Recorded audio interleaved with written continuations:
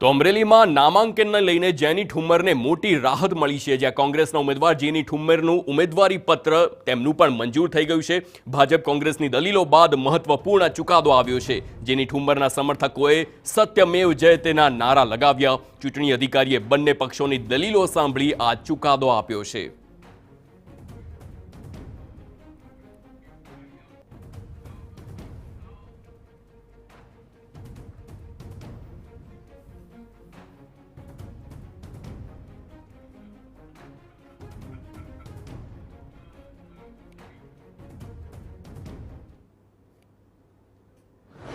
નો chance આપી અને સુનાવણી વાંધાઓની સુનાવણી આજ રોજ રાખેલ હતી।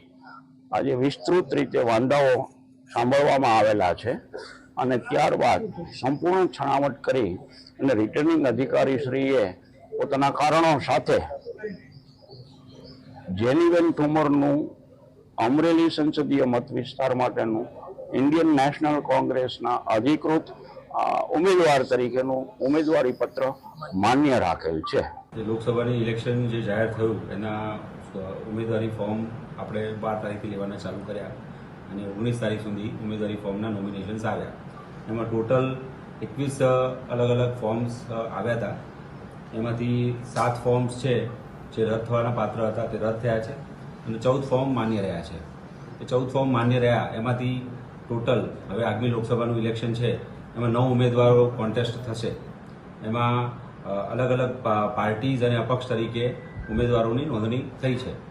એમાં ઉમેદવારની ખાસ અપક્ષ ઉમેદવારની વાત કરું તો જયરામભાઈ પરમાર, ચૌહાણભાઈ પ્રિતેશભાઈ, ચૌહાણ પ્રિતેશ, બાવકુભાઈ અમરુભાઈ, ભાવેશભાઈ જયંતિભાઈ રાંક અને પૂજાભાઈ બાબુભાઈ દાપડા આ અપક્ષ ઉમેદવારી આ લોકોએ નોંધાઈ છે અને એમના ફોર્મ માન્ય થયા છે।